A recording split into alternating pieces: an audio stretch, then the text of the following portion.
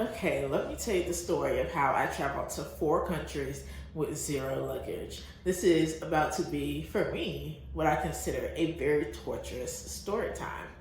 Okay, let's start off with what even brought me to going on this beautiful trip, this European summer vacation with one of my best friends. So, this was the summer before I started law school. This is also going to be my best friend's. I don't know how old we were turning that year, but this is going to be her birthday trip. So it's a bestie trip. It's going to be the first time that me and her did a solo trip together. So that was very exciting. A good way to test and grow your friendship. And I think we passed the test, as you'll see. So normally I travel with a carry-on. I hate checking bags. I don't like sitting at the baggage claim waiting. As soon as I get off the plane, I'm ready to go. Let's go. And I'm a very minimalistic packer. Like, I don't go excessive. Like, I pack my bare minimums and I leave. So, but because this was a 2.5 week trip, I felt that it was necessary for me to actually pack a full suitcase and check it this time. So that's what I did. So I luckily had a personal item, like a duffel bag that I had with me. Because, my mother, first of all, shout out to her. She was like, you need to have at least one outfit. You need to pack your duffel bag, like with your toiletries, like just at least one extra day worth of things, just in case anything happens. We love a prepared queen. So we fly out of Washington, D.C., and we reach Lisbon, Portugal. We go to the baggage claim. We're sitting there. It was a crowded plane, so it's a crowded baggage claim. All these people, the luggage starts coming and coming. And, get to the end, and it's a little sparse. I'm like, where's my stuff? So it keeps going. I watched it go around empty, maybe, like, not even exaggerating. I probably watched it go around in a circle for at least 100 times. Because I was like, it's coming. Because there's no way I'm being pumped. And my luggage is not on this carousel. I was wrong. Anyway, so I stayed there waiting, like just praying to God. And my best friend went to this lost and found, like, report your missing luggage thing. So she stood in that line. First of all, you had to have a ticket. It took maybe 2 hours for us to finally talk to someone face to face. And that was frustrating because if you know me, I'm hard of hearing. And so language barriers on top of being hard of hearing is extra challenging. And I have an extremely difficult time hearing people. But luckily, she can hear, so she was a lot more reliable in those conversations. And so they couldn't find the luggage. They didn't know where it was. They were like, sorry, we will tell us what your luggage looked like, about what size it was, and we'll try to find it. And we explained to them, like, hey, we're about to leave to go to another country, even though we were going to be there for 2 days. But, like, up the antics, up the dramatics. And they were like, we will, as soon as we find it, we will send it to you. And usually it doesn't take that long. Like, you'll be okay. So we go, and we're in Lisbon, Portugal for 2 days. And so each day we go back up to, like, make sure or check to see if it's arrived or whatnot. So we fly from Lisbon, Portugal to Barcelona, Spain. Like, that's our next destination. So we go back up there when we're going through the airport. First of all, it was difficult to find the baggage claim when you're trying to enter an airport. That's number one. That was an issue. But we get there, still no luggage. And they're like, we'll send it to whatever your next destination is. And we knew we wouldn't be in Spain very long. So we were like, okay, that's not going to work. Send it to France. and we'll pick it up there. And so they do that, and they're like, okay, yes, we will send it to France. So we fly to Barcelona. Let's stop in Barcelona, actually. So we get there. It's late at night. It's like maybe 11 o'clock at night. There's like all these drivers trying to like pick people up, and we're trying to get the Ubers, but like nothing is coming up. Like none of the Ubers are really available, and it's like an hour to 2 hour wait. And like this guy comes up to us, and he was like, "Oh, I'm an Uber driver, but I can like just take you to the thing." I'm listening to myself say this out loud. I have no idea why I thought this was a good idea. I could be on the episode of Taken, honestly. But I got on my side. And there was another traveler that was with us. Don't know why I trusted that either. He could have been a part of the scheme, and we could have been out Taken 4. Like, anyway, so we do that. We go and we travel. And like it goes around, like I'm taking videos of his license plate. I'm recording the drive the entire time. Like, I'm like, this is so sketchy.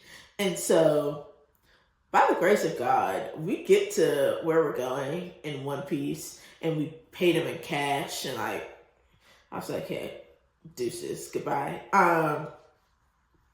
That was crazy.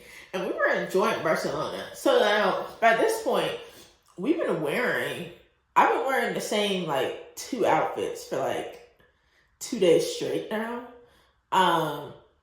No, maybe like 3 or 4 days straight now. So I'm like, okay, just feeling a little funky. I feel dirty. Mind you, also wearing like I think I'm wearing like 2 underwear on rotation. Ew. So I feel disgusting. I do not feel bonita. So I'm like, okay, we need to figure this out. So Barcelona, unfortunately, has like this popular shopping area that we were staying near. I don't know what it's called. Don't know. I was just trying to find something to wear. So we go to like Mango, H&M, like all these places. Now, granted, I'm a plus size woman. My friend is like a regular standard like size range.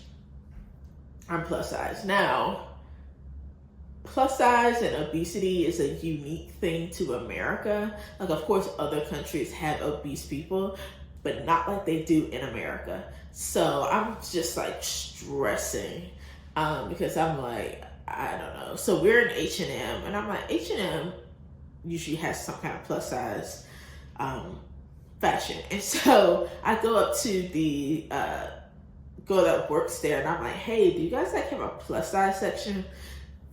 When I tell you this girl gave me the dirtiest look, she's like, no. And I was like, now imagine like I am stressed out. I don't have my luggage. I'm wearing dirty drawers. I do not have on clean underwear, and I'm like, I feel gross. It's hot. It is so hot. It is like end of June, early July that we take this trip. So it is really hot in Europe. And I'm just like, that comment and like that dirty look like just broke me. I really wanted to leave, and I was like shopping around trying not to cry because that's embarrassing. Like, that doesn't feel good. And that's no way to make someone feel in a clothing experience and shopping experience. So luckily though, they had like larges and extra larges of like really flowy dresses. And so I bought 2 of them, and that's what I wore. So now I had like 4 outfits on rotation. Still no underwear that fit me. So that was still an issue. But that's Barcelona. Honestly, I we did other things. Like I think we went sailing, and there was like this throuple. No shades of thruples. That was just my first time seeing one in real time, and I didn't realize they were a throuple when we first got on there, and so. This slow realization of me realizing we were with the throuple was crazy. But the good news is there was another American, like two friends. They may have even been a couple, but one was hearing impaired like me, and I was like, "Oh, that's so cool!" And so that was cool. It was an interesting boat ride, but it was very beautiful. I really enjoyed being out on the water. So we come back. I can't remember how long we were in Barcelona. It wasn't very long. So then we go from Barcelona to the south of France. I wish I could remember the name of the town. I think we bussed from Barcelona to France. And so from the bus/train station, we get an Uber driver. Now, guys, this man is truly the love of my life. I think about him often. Like, I loved this man. Don't even know his name, but he has a very special place in my heart. Anyway, so we go and we get this Uber driver. We're like, hey, can you take us to the airport? We lost our luggage. They said our luggage is in this airport. And so he was like, okay, cool. And so, small side story, as my friend, that poor girl, stressing out on the phone, trying to get a hold of someone, I was just sitting there, like, talking to this Uber driver, and he was like, I'm not even gonna try to insult French people and do a French accent, but he was like, do you speak French? And I'm like, no. Mind you, we're communicating primarily back and forth on his phone. And he was like, okay, like, what's your name? And I say my name is Ebony. And it's spelled Ubone accent. Now, if you've watched my story time, I explain how my name is like a French twist on the name Ebony. And so this man is like, your name is Ebony and you speak no French? And I was like,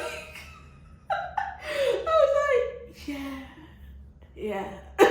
And he was like, girl, what? Get it together. Like, you need to start learning French. You can't have a French pronouncing name and not speak French. So, which I still need to get on that. But we finally get to the airport, and he's so nice. He gets out the car, like escorts us in, like to help us figure it out. And I think the reason he did so is because he saw how stressed out my friend was, and he was like, I want to help these people as much as I can.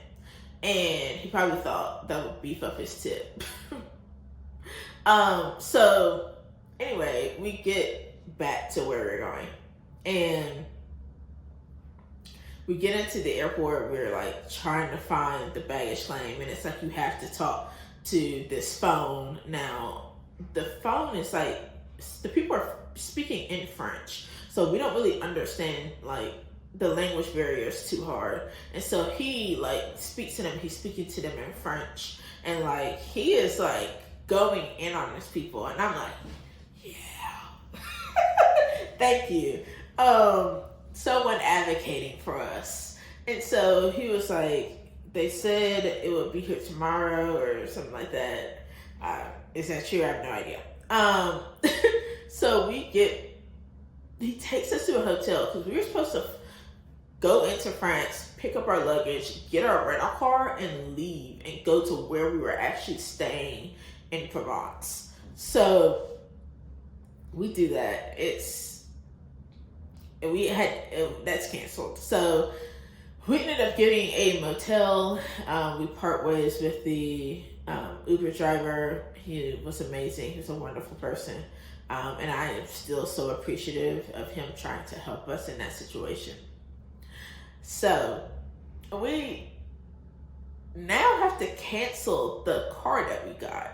that is the whole like next debacle. So we're like canceling that one. We can't find another car that had a deal as good as that one, and there's not a lot of cars available for like a last minute pickup.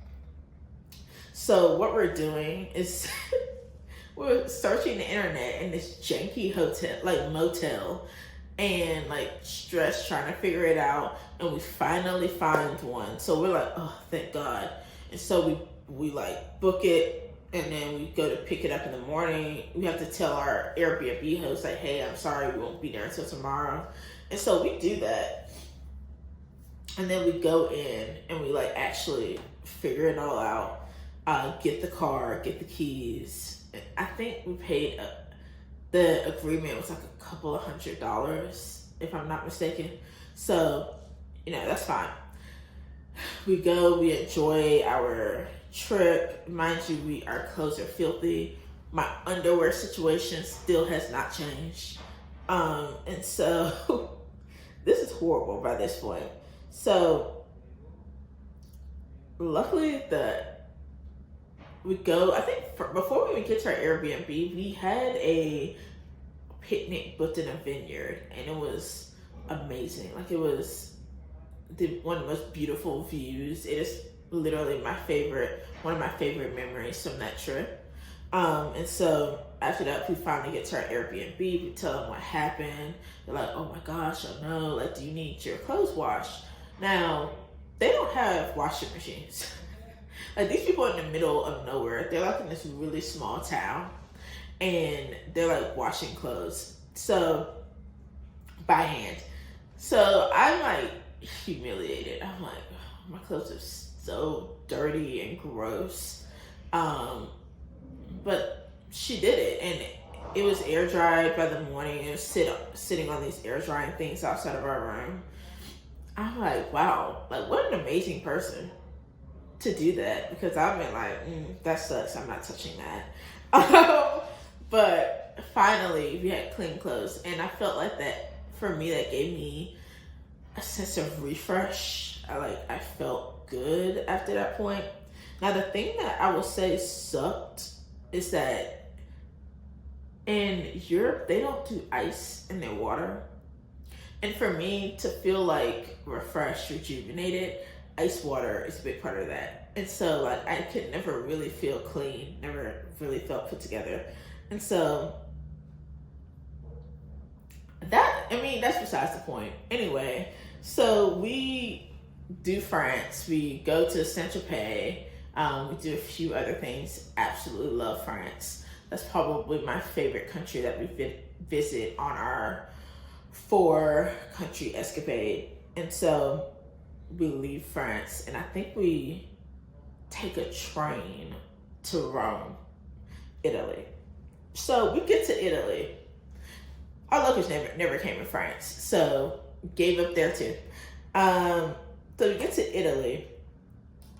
By this point, we give up. We're like, just send the luggage back to Portugal, and we will pick it up on our way back to America. So we do that. We stay in this Airbnb that's like in the same building as this church. And like, we get to Rome on a Saturday, and we fly out, or no, the next day is Sunday. So we go to the church that Sunday morning.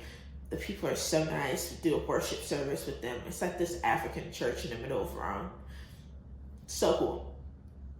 And it was great. They speak English, so it all went well. There's this one guy who was like, oh, we'll give you a tour of Italy, like of Rome, and like all this stuff. And I'm like, oh, that's awesome. And so we meet up with him later that night. The other thing I should mention, so one of the clothing items that I did have was a pair of like jean shorts, right? And so in doing that, I'm wearing these jean shorts, but because I'm plus size and have thicker thighs, I'm experiencing like this shaping. And so like jeans especially, like trying to do that, it hurts a lot when you're like trying to, when it's rubbing and it's like the jeans are like shredding and thinning out. And so by this point in the trip, my skin is like blistering and burning from all the chafing.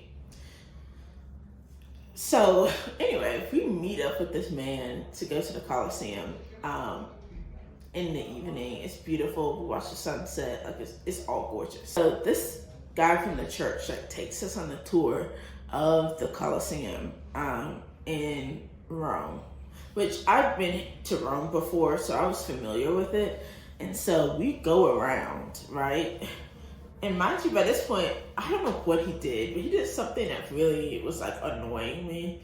And so we walk around. So I did one big walk around the Coliseum, and I'm like, okay, like, well, now we can go. He was like, oh no, you can't leave that way. Like, we didn't go all the way around. Like, we have to now go all the way. Like, basically, we went around the Coliseum twice. So we like go around, like get right here. And I'm like, oh, I see the exit right here. He was like, oh, no, that's not the exit. And so we walk all the way back around the Coliseum.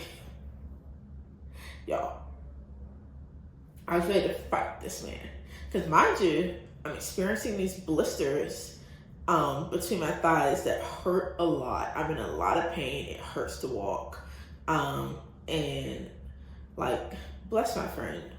I don't think she's experienced chafing, so she couldn't really understand the pain that I was in. And this man was just so like authoritative, kind of. He knew. I'm like, I am not directionally challenged. I'm really good with having a good sense of where I am in my direction. And I'm like, the exit is right there. Like, I can literally see it. I was so mad. And he wanted to go to, I'm forgetting that infamous fountain, the Lizzie McGuire fountain where she throws a penny for, anyway. So he wants to take us to that fountain. And I'm like, no, it's dark outside. I don't want to go to the fountain. I'm so over this. And I'm like, can we just go home? And so he walks us back to where our Airbnb is, and he's like, oh, let's just place around by your Airbnb. Like, I will take you to treat you guys to dinner. And so I'm like, you gain a little bit of cool points by paying for my meal, sir. So we go to this restaurant. It was really good. I think I had like some kind of pasta dish. But I was so over it. We were in Rome for maybe 3-4 days. I don't know how long we were there. We were there for a while. It was a wonderful time. It was probably my favorite place second favorite place after France. It was my favorite place as far as making new friends and like finding other people that are our age to hang out with. So that was a lot of fun. So we did that, and we get up the morning to leave. We go to the airport. Long line. We are definitely missing our flight to go from Italy back to Portugal. And so we missed the flight, so we ended up having to take a train. We were on that train, I don't know, hours. It was a long, I don't even know, actually it may have been a bus ride. I don't know, train and bus, whatever. So we have to go back, and we go all the way back around from Italy, all the way back to Portugal. Still no luggage. At this point, I give up. Where's my stuff? And so we fly back to America. We had to fly through like Air Canada, and I'm just like, I can't. I've never been so happy to go back to America, home of the brave, land of the free. And so finally we get there, and I'm like, praise God, to God be the glory. Still no luggage. I did not receive my luggage from that trip for another 2 weeks after I arrived back at home. Meaning, I was apart from my things for a month. And y'all want to know where that luggage was all along? Right there in Lisbon, Portugal. It was in that airport all along. But if you guys remember summer 2022, when COVID was finally coming down on the other side and people felt safe to travel again, that's what happened. Like, so so many people lost their luggage during that specific airport, because it was super affordable, well-priced tickets to fly into Lisbon. And so I just don't think that airport was built to handle that many travelers coming through. And so we lost. And there was like airport strikes happening at that time. So like there were not a lot of workers. So anyway, like, I fully support workers standing up for their rights. I do not fully support me losing my luggage. So, but anyway, so yeah, that was the story. The moral of this story is, like, here are the takeaways. Here are the things that you should remember from this. 1, if you travel, please, with all your might, try to travel with just a carry-on. If you can handle it, do not, and I repeat, do not check a bag if you don't have to. Be a minimalist. You'll be okay. This trip also taught me that you can rewear some outfits, and it's not that bad. You'll be okay. You can rewear some outfits. So that's that. If you do feel like you have to check a actual bag, put an air tag in it so you know at all times where your luggage is. Do not depend on these airlines, because they don't care. I mean, they care, but they don't really care.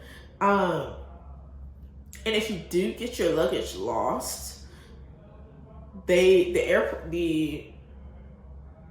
air travel, whoever you flew with, should be able to reimburse you for the number of days that you were without your luggage. The unfortunate thing is they can't do it till the trip is over. So you would be in charge of buying all of your clothes and everything that you need while you're on the trip.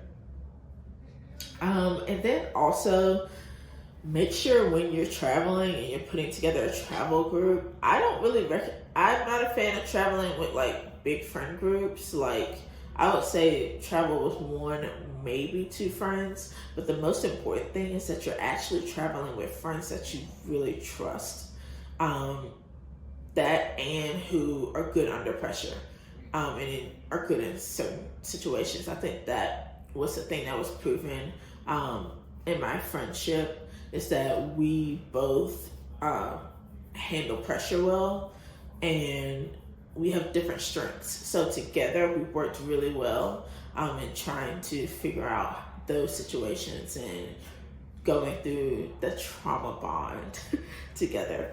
And then the last thing is that and I think this is the most important lesson that I learned from this trip, is don't worry about the material things. Like, while I did not have much and it was stressful not having my belongings, that wasn't what was important to that trip. The actual experience that I got,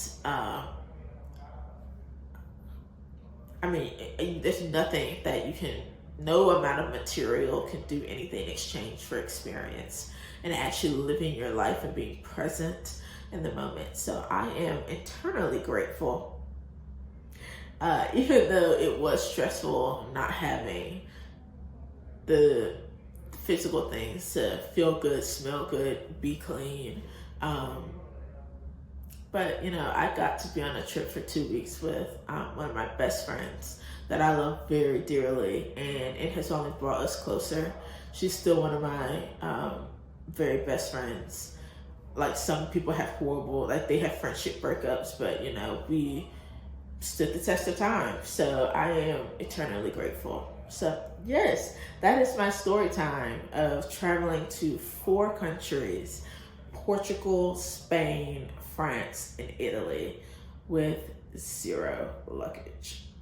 All right, I'll talk to y'all later. Bye.